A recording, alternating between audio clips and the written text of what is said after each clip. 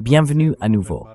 Nous avons le grand privilège d'accueillir aujourd'hui Seyed Mohammad Marandi, professeur à l'Université de Téhéran et ancien conseiller de l'équipe iranienne de négociation sur le nucléaire. Merci beaucoup d'avoir pris le temps d'être avec nous. Si j'ai bien compris, la journée a été un peu chaotique. Ces derniers jours, on a vu Israël intensifier ses attaques contre le Liban, alors qu'un cessez-le-feu était censé être en place. L'Iran aurait apparemment riposté en frappant Israël. Et ensuite, Donald Trump a promis qu'il parlerait à Netanyahou pour lui demander de ne pas riposter contre l'Iran.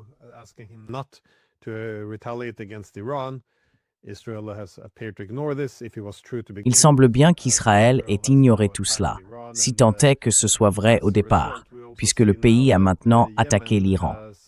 En conséquence, on voit aussi que le Yémen a annoncé vouloir bloquer l'accès d'Israël à la mer Rouge. Là encore, tout cela semble s'emballer très vite, au point de ressembler à une guerre totale. Sauf que cette fois, ça pourrait être bien pire, ou bien plus vaste, que la guerre de 39 jours. Surtout si l'accès à la mer Rouge et d'autres zones d'escalade sont concernés. Vous êtes à Téhéran, moi non. Je voulais savoir, est-ce que vous pouvez nous expliquer un peu ce qui se passe, parce que franchement, ça semble très grave.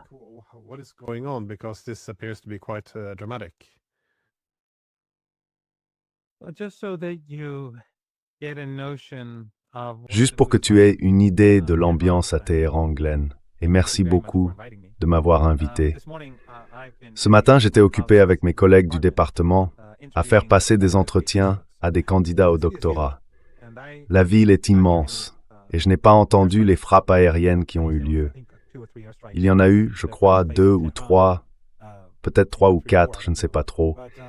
Mais je n'ai rien entendu, on était simplement concentrés sur nos entretiens qui se sont terminés il y a environ 1 heure. Donc, je ne suis pas vraiment à jour sur les nouvelles. En venant ici, j'ai lu un peu, mais d'après ce que m'ont dit des amis mieux informés que moi, l'Iran a l'avantage et le régime israélien ne s'en sort pas bien. Les frappes de missiles iraniennes ont été très efficaces et hier soir, bien sûr, l'Iran a tiré, je crois, 5 vagues de missiles.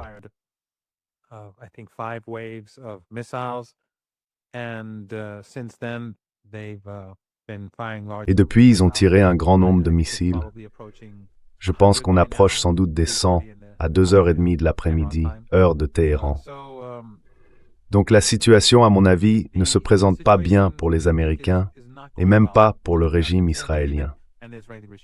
Et ça, je crois que c'est assez clair quand on voit le message de Trump sur Truth Social, appelant à mettre fin à tout ça immédiatement parce que ses alliés ne s'en sortent pas bien. Mais je pense que c'est un événement important, puisque les États-Unis, évidemment, dans leurs négociations avec le régime israélien et leur relais au sein du gouvernement libanais, n'avaient clairement aucune intention de parvenir à un cessez-le-feu au Liban. Et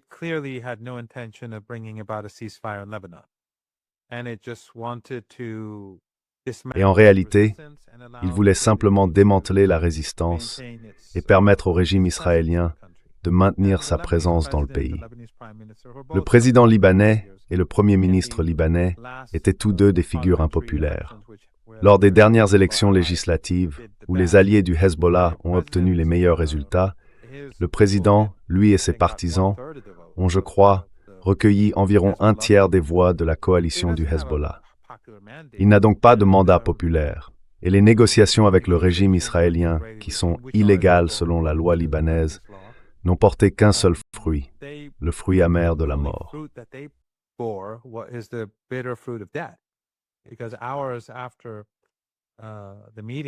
Parce que quelques heures après la réunion, peu de temps après, et juste après une interview que le président du Liban a donnée sur CNN en attaquant l'Iran, les Israéliens ont bombardé un convoi de l'armée libanaise, tuant un lieutenant-général et ses compagnons. Ça montre bien qu'essayer d'apaiser le régime ne sert à rien. Même quand on fait ce qu'ils veulent, qu'on leur accorde les concessions qu'ils demandent, le simple fait que le régime libanais, que le président et le premier ministre désignés par le gouvernement libanais aient mené ces négociations en violation de la loi libanaise, c'était déjà une concession faite aux Israéliens.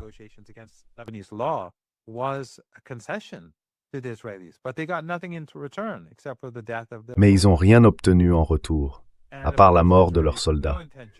Et bien sûr, les Israéliens n'ont aucune intention de se retirer.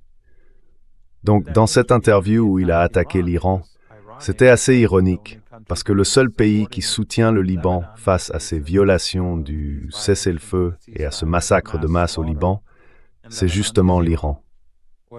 Ce que fait le gouvernement libanais, en réalité, c'est empêcher les réfugiés de se déplacer dans le pays. Il ne les laisse pas aller dans d'autres régions de leur propre pays. Ils les coincent et ils essayent d'en faire une question confessionnelle.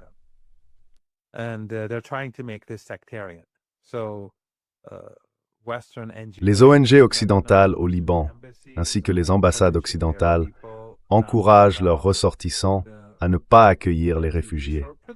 Ces réfugiés sont majoritairement chiites, mais les partisans de la résistance viennent de toutes les religions et de tous les milieux.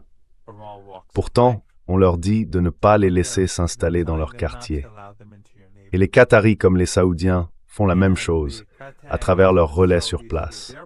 En fait, ils essayent d'empêcher les partisans de la résistance, ceux qui ont perdu leur maison, de trouver refuge.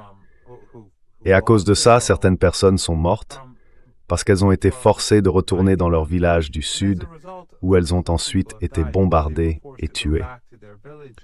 Le président libanais et le premier ministre ont donc beaucoup de sang sur les mains.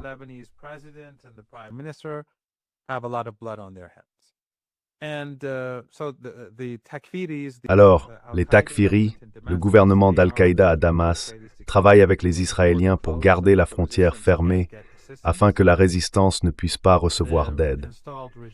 Le régime installé à Beyrouth essaie de les coincer et il empêche toute aide de venir d'Iran ou d'Irak. Du coup, en Iran et en Irak, les gens se mobilisent. Ils rassemblent des vivres, des conserves, des couvertures, des tentes, de l'argent, mais on ne les autorise pas à les envoyer. Parce que ce que veut le gouvernement libanais, c'est écraser la résistance. Ils veulent humilier leurs partisans, humilier en réalité la majorité du peuple libanais. Pourquoi? Parce qu'ils sont les relais des États-Unis, parce que c'est exactement pour ça qu'ils ont été mis en place au départ.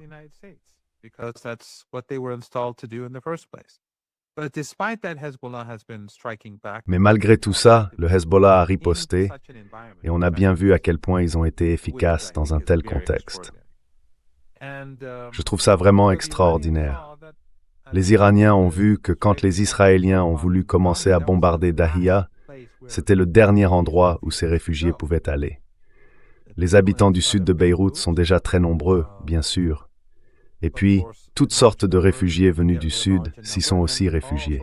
Ce que le régime israélien prévoyait de faire, c'était de raser la ville. Et franchement, c'est assez stupéfiant.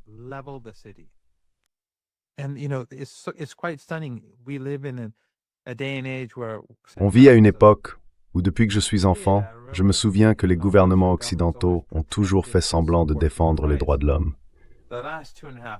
Ces 2-3 dernières années, chaque jour a été une vraie révélation. Mais les médias occidentaux, les gouvernements occidentaux, ne disent rien sur le fait que les Israéliens veulent, comme ils le disent eux-mêmes, raser Beyrouth, la bombarder jusqu'à la dernière pierre. Alors les Iraniens ont vu que l'Occident soutenait ça, que le gouvernement libanais soutenait ça, et que le gouvernement d'Al-Qaïda en Syrie soutenait ça aussi. Ils ont dit non, on ne peut pas laisser faire ça.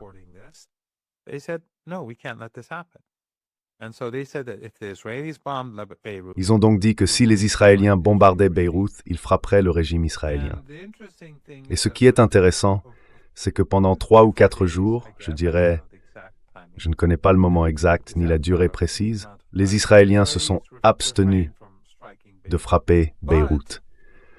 Mais dès que le ministre pakistanais de l'Intérieur est venu en Iran avec un message, et bien sûr le Pakistan joue le rôle de médiateur, les Israéliens ont frappé Beyrouth.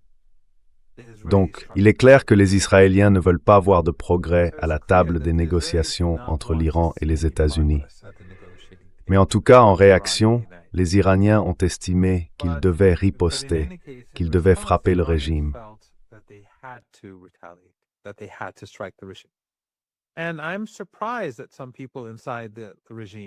Et je suis surpris que certaines personnes au sein du régime aient cru que l'Iran ne riposterait pas, que l'Iran ne frapperait pas. Encore une fois, ça montre à quel point ils sont ignorants, à quel point le Mossad n'a pas vraiment le sens des réalités et ne comprend pas comment la direction politique iranienne pense et agit. Parce que c'est évident, comme je le dis depuis des années, l'Iran fermera le détroit d'Ormuz, coupera le pétrole. Je l'ai dit plusieurs fois dans votre émission.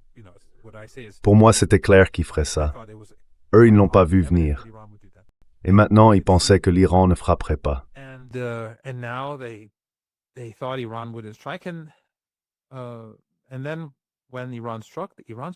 Et puis, quand l'Iran a frappé, il l'a fait de manière vraiment massive.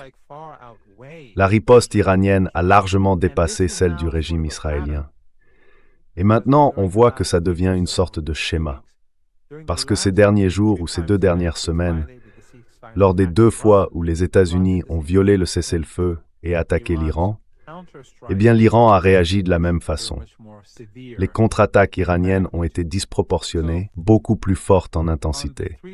Lors des 3 dernières occasions, les réponses de l'Iran face aux États-Unis, à l'agression américaine et aussi face au bombardement de Beyrouth ont été bien plus importantes que les frappes initiales. Donc je pense qu'il y a beaucoup à interpréter dans tout ça.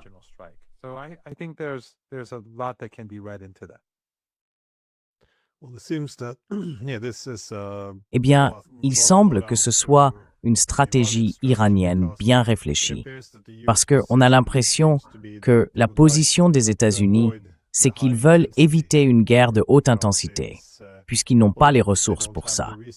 Ils veulent aussi garder un certain contrôle sur l'escalade. Mais pendant toutes ces discussions de paix, on a souvent l'impression que l'objectif principal n'est pas forcément d'y mettre un terme, mais plutôt de ramener le conflit à un niveau plus bas. Autrement dit, oui, mettre fin au combat, puis petit à petit, remonter un peu l'échelle de l'escalade, mais à des conditions favorables.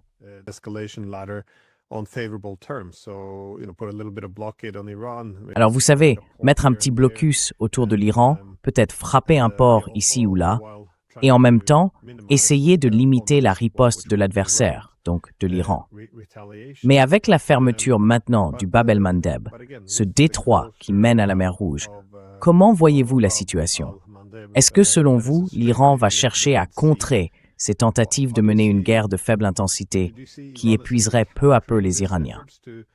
Ou bien va-t-il répondre en brandissant la menace d'une guerre de haute intensité que les Américains ne peuvent pas se permettre?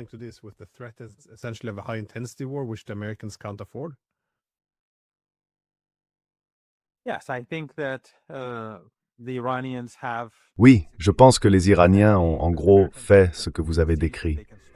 Les Américains croient qu'en imposant ce blocus, ils peuvent affamer les Iraniens et les mettre à genoux. Mais évidemment, c'est une arme à double tranchant, parce qu'ils affament en réalité toute l'économie mondiale et causent des dégâts immenses. Les marchés boursiers ont d'ailleurs fortement chuté depuis vendredi. Je pense que la crise énergétique et les pénuries qu'on observe, le manque d'hélium, la rareté des engrais et de tous les autres produits pétrochimiques.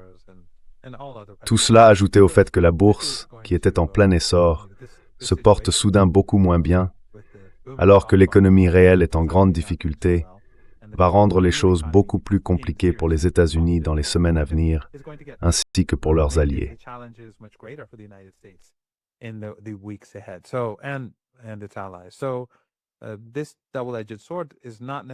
Donc, cette arme à double tranchant ne va pas forcément donner les résultats que Trump espère.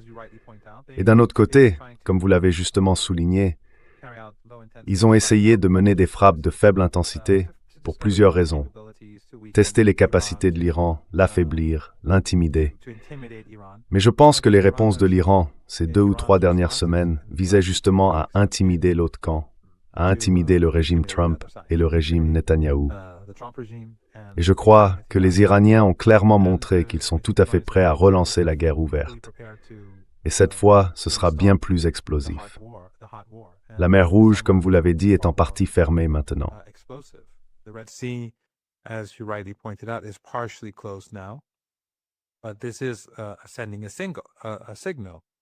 Mais ce que ça montre, c'est que si la pression augmente encore, la mer Rouge sera complètement fermée.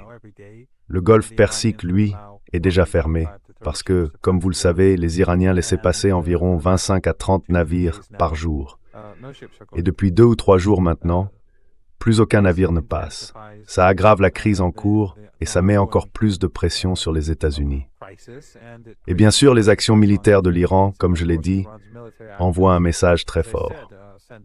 À mon avis, tout ça, c'est une série d'erreurs de calcul de la part des États-Unis et de leurs alliés, qui n'arrivent toujours pas à admettre qu'ils ne peuvent tout simplement pas vaincre l'Iran.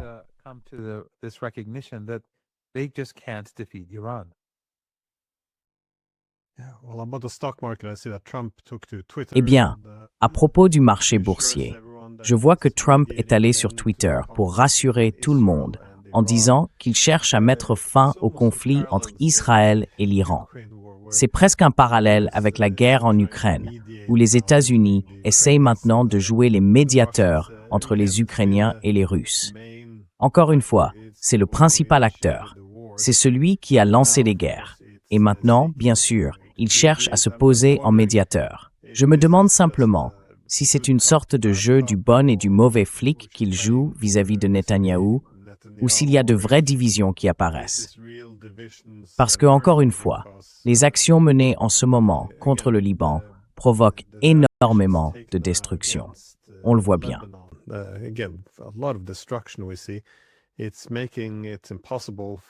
Ça rend les choses impossibles pour les États-Unis. Même s'ils ne cherchent pas forcément la paix, ils ne peuvent même plus calmer les tensions. C'est devenu très difficile pour eux de garder la main sur l'escalade, surtout si les Israéliens y vont à fond, en cherchant non seulement à détruire le Liban, mais aussi à frapper la capitale, Beyrouth. Comment voyez-vous aujourd'hui la relation entre les États-Unis et Israël? Est-ce que tout ça, c'est juste de la mise en scène, ou bien vous pensez qu'il se passe vraiment quelque chose de concret?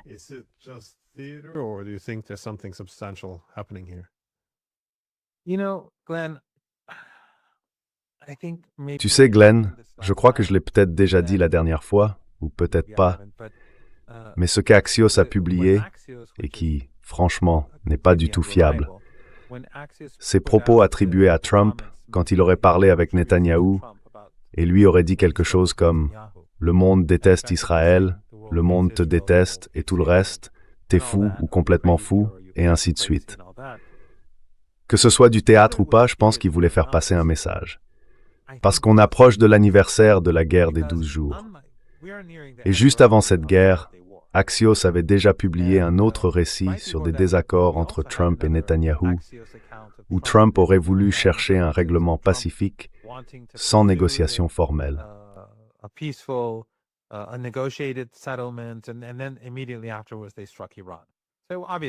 Et juste après, ils ont frappé l'Iran.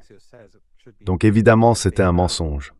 Rien de ce que dit Axios ne doit être pris au pied de la lettre. Mais soit il l'a dit, soit il ne l'a pas dit. Pour moi, c'est pas vraiment important. Ce qui compte, c'est que ça a été publié. Et ce n'était pas une publication ou une annonce d'une sorte de désaccord entre Netanyahou et Trump sur la marche à suivre. C'était une déclaration disant que Netanyahou est détesté et qu'à cause de lui, Israël est détesté et qu'il est fou. Et Netanyahou a pris un gros coup en Israël à cause de ça. Ses opposants l'ont attaqué et même ses alliés politiques l'ont attaqué.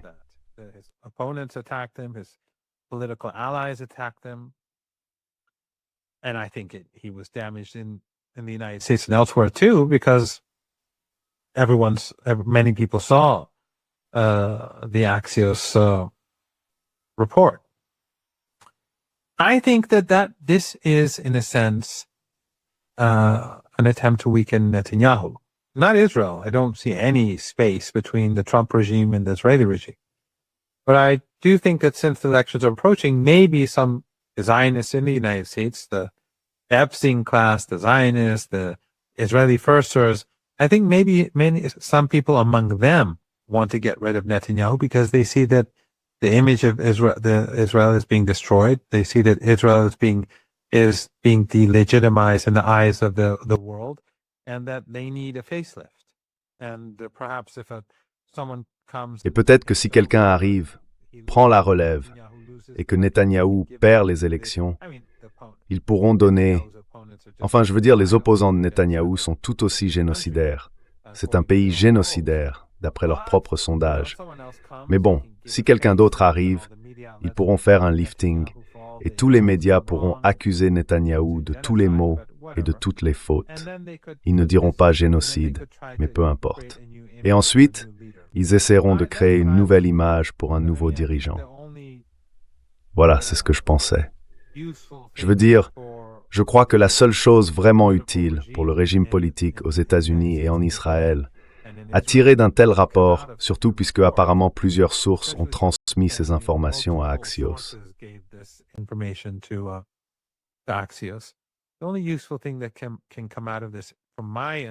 La seule chose vraiment utile qui peut sortir de tout ça, d'après ce que je comprends, c'est ce genre d'agenda. Et là encore, on voit que Trump dit, je lui dis de ne pas attaquer, il détruit la paix, l'accord de paix. Mais pourquoi ferait-il ça? Netanyahou frappe. Peut-être que Trump est d'accord avec ça, s'il frappe. Peut-être bien, et les États-Unis le soutiennent en ce moment même. Je veux dire, les avions citernes américains ravitaillent les chasseurs israéliens. Les États-Unis aident, ils essaient d'intercepter les missiles iraniens. Les radars américains en Turquie, les avions AWACS en Turquie et en Jordanie et dans le Golfe Persique, ce qu'il en reste, tentent d'aider le régime israélien. Ils aident, oui. Mais alors, pourquoi Trump dirait-il que Netanyahou détruit un accord de paix?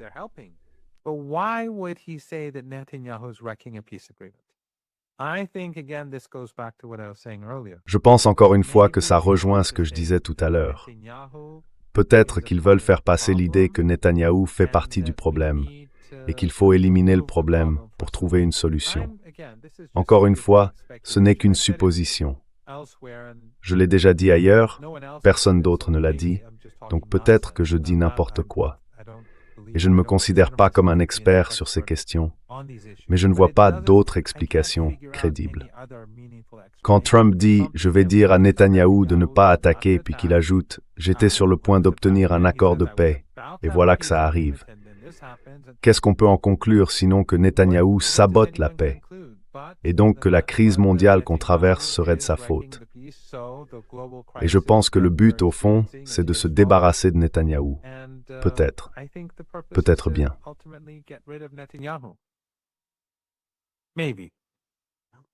Eh bien, comme on semble savoir maintenant,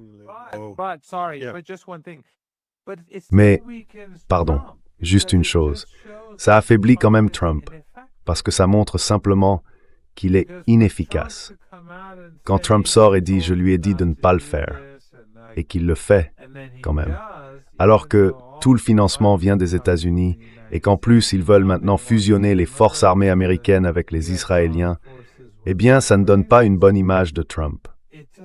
Le fait qu'ils disent « je lui ai dit de ne pas le faire, il ne peut rien faire sans ma permission », et qu'il le fasse quand même, ça fait juste passer Trump pour un type sans importance.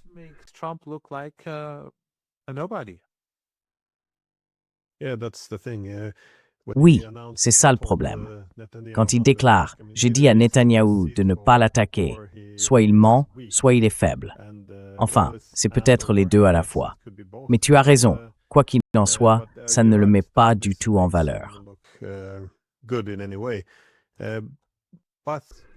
Et quand je dis qu'il y a une tentative d'affaiblir Netanyahou, je ne dis pas forcément que c'est lui qui en est à l'origine. Mais les personnes qui ont publié ces informations sur Axios, qui qu'elles soient, je pense que c'est peut-être ce qu'elles cherchent à faire.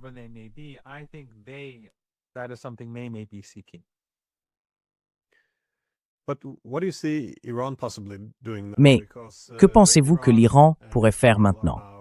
Parce que l'Iran et Israël sont en train de remonter l'échelle de l'escalade. On a vu aujourd'hui des frappes sur plusieurs aéroports iraniens. Mais ensuite, bien sûr, un message est apparu, selon lequel Israël, enfin apparemment Israël et les États-Unis, auraient fait savoir à l'Iran qu'il n'y aurait plus d'attaque contre lui, à condition que l'Iran ne lance pas de nouvelles attaques contre Israël. Ce nouveau cessez-le-feu, et il y en a déjà eu plusieurs, repose en quelque sorte sur les conditions fixées par les États-Unis et Israël. Autrement dit, il ne précise pas que les Iraniens mettront fin à leur offensive au Liban. Et puis, les États-Unis insistent sur le fait qu'ils vont renforcer le blocus contre l'Iran.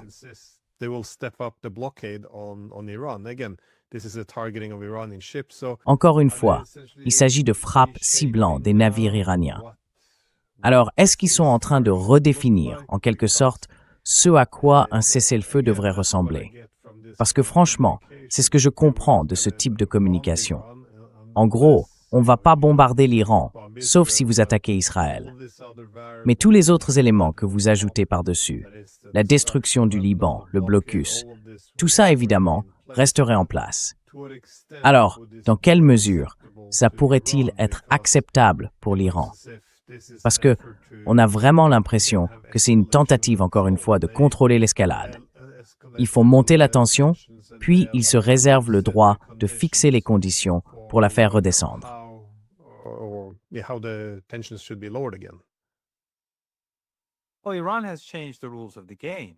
Eh bien, l'Iran a changé les règles du jeu en disant qu'il n'est plus permis de frapper le Liban.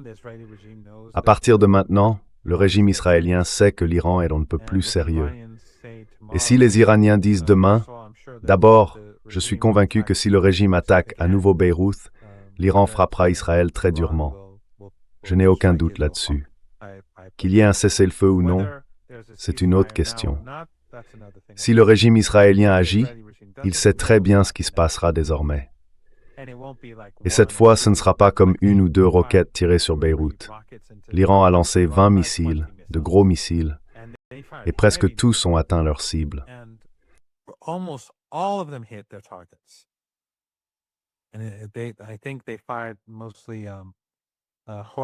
Je pense qu'ils ont tiré principalement des missiles Khorramshahr, et presque tous ont atteint leur cible. Donc, la nuit dernière a dû être terrible.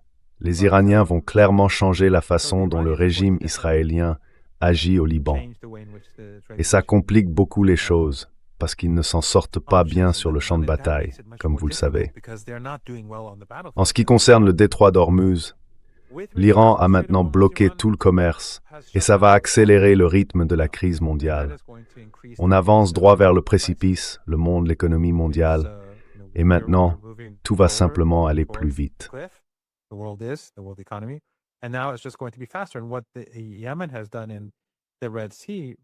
ce que le Yémen a fait en mer Rouge, ça fait monter les enjeux, comme on dit en Occident. Donc enfin, Trump, c'est pas... Trump, vous savez, peu importe pour l'Iran ce que Trump dit. Ce qui compte pour l'Iran, c'est ce que Trump et son régime font. Et pour l'Iran, l'accord que nous étions tout près de mettre en œuvre avec les États-Unis il y a quelques semaines ne changera pas. L'Iran ne fera aucune concession. Il faut qu'il y ait une fin à la guerre au Liban. Le régime doit se retirer. Il faut que le massacre à Gaza cesse. Et le blocus doit être levé. Les sanctions sur les exportations de pétrole et d'énergie de l'Iran doivent être suspendues pendant toute la durée de l'accord.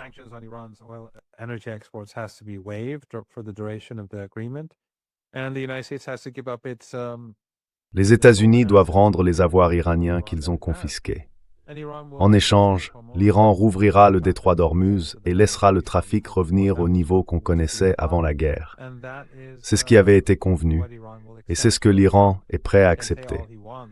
Alors Trump peut dire tout ce qu'il veut, qu'il ne lèvera pas le blocus avant telle ou telle date. Dans ce cas, il n'y aura tout simplement pas d'accord. Ou s'il dit qu'il ne lèvera pas les sanctions tant que l'Iran n'aura rien fait, alors l'Iran répondra « Très bien, on continue comme maintenant, avec ou sans violence. » Mais l'Iran est convaincu qu'il tiendra plus longtemps que les États-Unis, peu importe à quel point la situation devient difficile.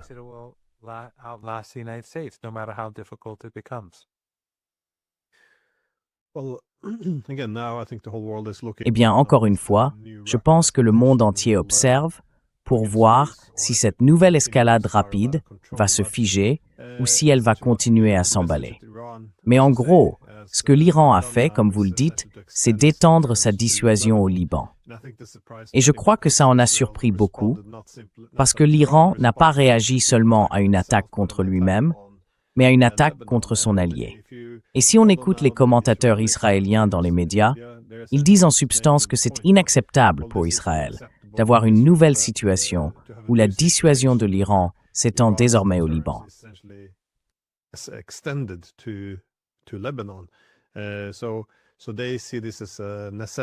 Donc, ils voient ça comme une nécessité, en gros, de rejeter catégoriquement en continuant à détruire le Liban. Alors, dans ce contexte, et avec Netanyahou qui en plus sape maintenant l'autorité de Trump, selon vous, vers quoi tout cela va-t-il aller? Parce que si les États-Unis décident de s'engager directement dans le conflit aux côtés d'Israël, tout le blocus du Yémen sur la mer Rouge pourrait bien sûr s'étendre de façon spectaculaire, pas seulement à Israël, mais aussi aux États-Unis et peut-être même à l'Europe. Je vois d'ailleurs que les Européens poussent maintenant pour imposer des sanctions à l'Iran et que les Français discutent avec Chypre pour mettre en place un accord de sécurité là-bas. Donc encore une fois, on a l'impression qu'ils veulent jouer un rôle plus important, sans forcément réfléchir à la direction que cette guerre pourrait prendre.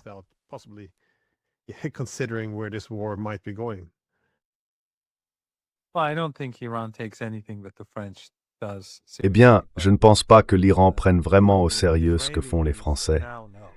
Mais les Israéliens savent maintenant que les règles du jeu ont changé. Et l'Iran ne laissera en aucun cas le Liban tomber.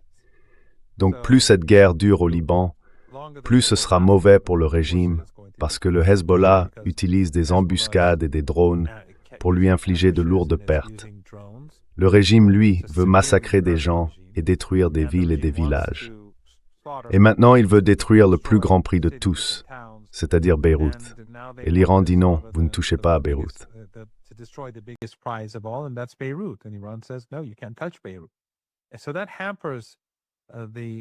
Donc ça freine les capacités offensives du régime, parce que sur le champ de bataille, ils ne savent pas comment faire face à la résistance.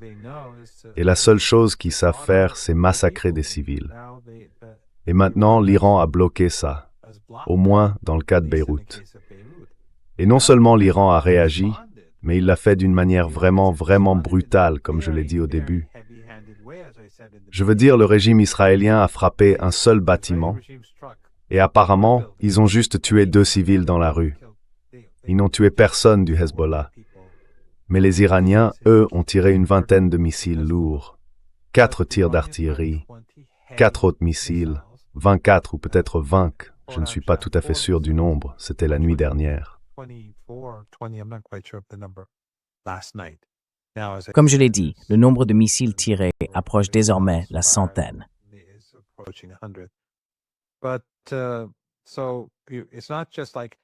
Mais donc, ce n'est pas juste qu'ils en ont viré quelques-uns, puis que l'Iran en a viré quelques-uns à son tour.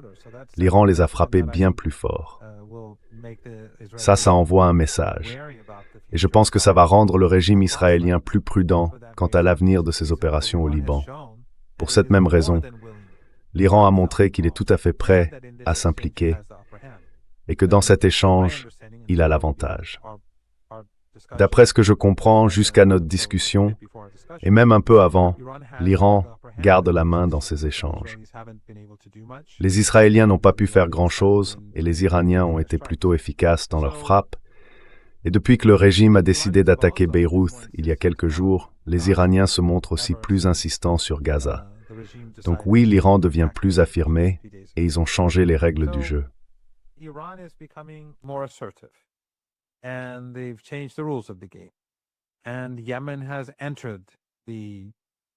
Et le Yémen est entré sur le champ de bataille. Pour l'instant, ça n'a pas encore trop dégénéré, ou pas trop loin pour être plus précis. Mais ce qu'ils ont fait montre clairement qu'ils ont la capacité ou la volonté d'aller plus loin. Donc je ne vois pas de bonne issue à tout ça, ni pour les États-Unis, ni pour le régime israélien. Et je pense qu'il faudra aussi regarder du côté des marchés boursiers. Je ne suis pas économiste, donc je devrais me méfier. Peut-être qu'on verra une hausse à New York aujourd'hui, je n'en sais rien. Mais j'ai le sentiment que les choses vont se dégrader de plus en plus pour les États-Unis dans les jours et les semaines à venir. Et ce que Netanyahou a fait, c'est que je pense qu'on est déjà arrivé à la fin de la présidence Trump Ce que Netanyahou a fait, non seulement à travers la guerre, mais même au cours des dernières 24 heures, c'est qu'en humiliant Trump et en le faisant passer pour un homme sans importance, il a contribué à détruire ce qu'il restait encore de sa crédibilité. Ce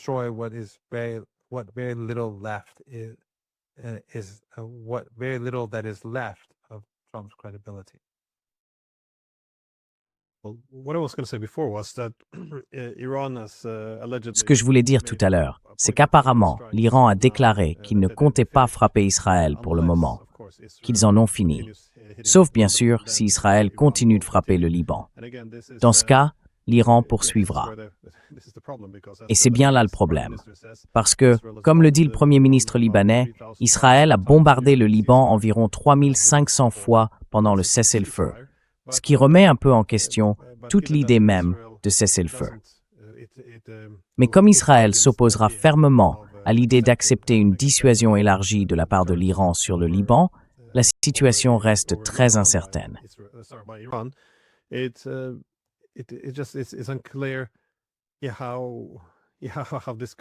Oui, comment ça pourrait être la fin de tout ça? On a vraiment l'impression que ça va devenir incontrôlable. Mais au moins, sur ce point-là, l'Iran a maintenant posé un vrai moyen de dissuasion. Mais je me demandais aussi, est-ce que tu penses que ça pourrait s'étendre au blocus? Parce que si l'Iran décidait de réagir, ce ne serait pas seulement contre Israël. Ce serait plutôt un affrontement entre l'Iran et les États-Unis. Jusqu'à présent, l'Iran a semblé, disons, plus tolérant, ou en tout cas, il a accepté le blocus américain comme une réalité. Tu penses que ça va être mis en cause? Ou bien que l'Iran va cette fois réagir aussi contre ça?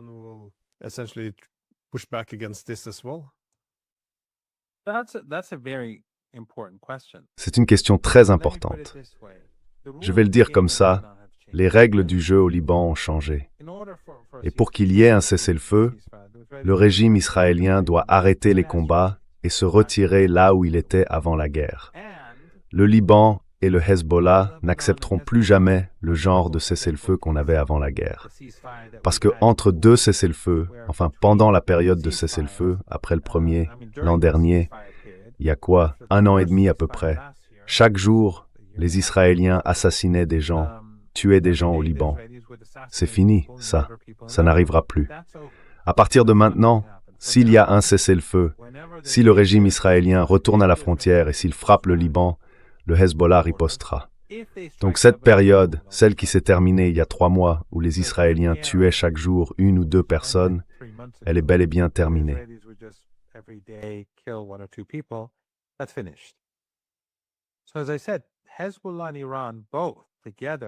Comme je l'ai dit, le Hezbollah et l'Iran, ensemble, ont changé les règles du jeu. Et puis il s'est passé autre chose. Ce matin, les Iraniens ont déclaré que l'Iran avait menacé le régime israélien et ses alliés.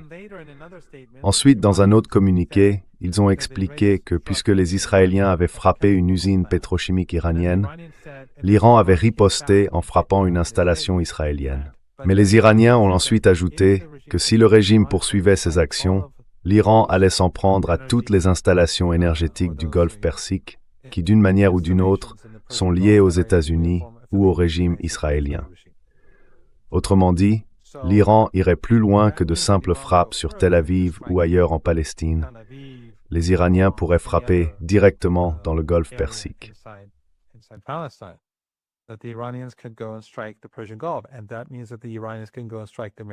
Et ça veut dire que les Iraniens peuvent aussi frapper les Américains. Les menaces que les Iraniens formulent maintenant vont bien au-delà du régime israélien. Ils disent qu'ils sont prêts à détruire complètement toutes les infrastructures critiques de la région si ça continue. Donc, peu importe si ce n'est pas directement les États-Unis. Si c'est le régime israélien qui agit, comme ces régimes sont liés aux États-Unis, qui soutiennent le régime israélien, alors ils deviennent des cibles légitimes. Les Iraniens répètent que tout ce qui appartient aux États-Unis, la mer, les navires, ce sont des navires américains. Du coup, les hypothèses précédentes ne tiennent plus du tout. Et il ne fait aucun doute que l'Iran va se montrer beaucoup plus affirmé. Et pendant ce temps, l'économie mondiale continue d'avancer Et à chaque fois qu'on en parle, on se rapproche un peu plus du bord du gouffre.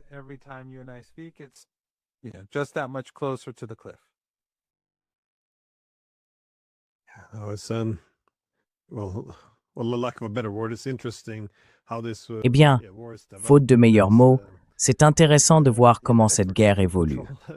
Je veux dire, les efforts pour contrôler l'escalade, jusqu'où va réellement la dissuasion? Parce que chaque camp semble avoir beaucoup à perdre et beaucoup à gagner aussi. Donc on dirait que les États-Unis n'arrivent pas à imposer leur domination dans l'escalade. Je pense qu'ils y parvenaient plutôt bien face aux Russes. C'est-à-dire que toute réaction russe était assez prévisible. Ils savaient jusqu'où monter la pression sans provoquer de véritables ripostes. Mais face aux Iraniens, ça semble être devenu beaucoup plus compliqué. Comme vous l'avez dit, la volonté de l'Iran de riposter de manière disproportionnée met évidemment les États-Unis dans une position très difficile, s'ils veulent simplement maintenir cette guerre à un niveau bas, plutôt que d'escalader et de revenir à une guerre totale. Donc oui, on peut s'arrêter là pour la vidéo, sauf si vous avez un dernier mot. So yeah, we can wrap up the video there unless you have any final thoughts. Juste une petite note en passant que je trouve intéressante. L'Iran a mené une opération à la frontière avec le Pakistan. Ils ont tué environ 5 de ces takfiris, ces terroristes salafistes wahhabites, et en ont capturé, je crois, 19 autres. Ils prévoyaient de commettre des attentats suicides et d'autres attaques à l'intérieur de l'Iran pendant cette période. Et encore une fois, ça montre bien que Daesh, Al-Qaïda et ses groupes takfiris, que ce soit en Syrie, en Irak, au Pakistan ou en Iran, ne frappent jamais Israël. Ils frappent les ennemis d'Israël. Et voilà, cette information est tombée il y a seulement quelques heures. Je trouve tout ça absolument fascinant.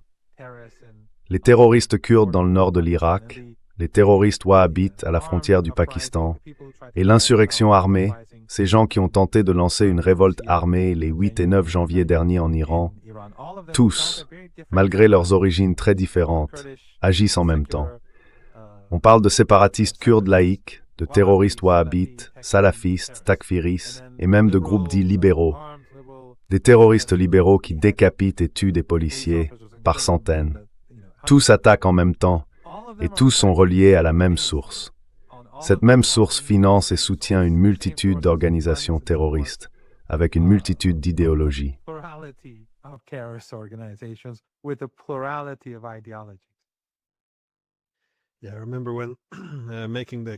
Oui, je me souviens que quand j'ai affirmé que les États-Unis utilisaient différents groupes d'Al-Qaïda et de Daesh comme intermédiaires avec les Israéliens, on avait balayé ça comme une théorie du complot. Mais j'imagine que maintenant que leur responsable politique, tu vois, serre la main de Jolani et, enfin, prie à des funérailles, tout ça est devenu assez évident. Bref, j'espère que tu restes en sécurité et espérons que la situation se calme un peu. Merci encore. Merci de m'avoir invité, Glenn Dizen. C'est toujours un vrai plaisir.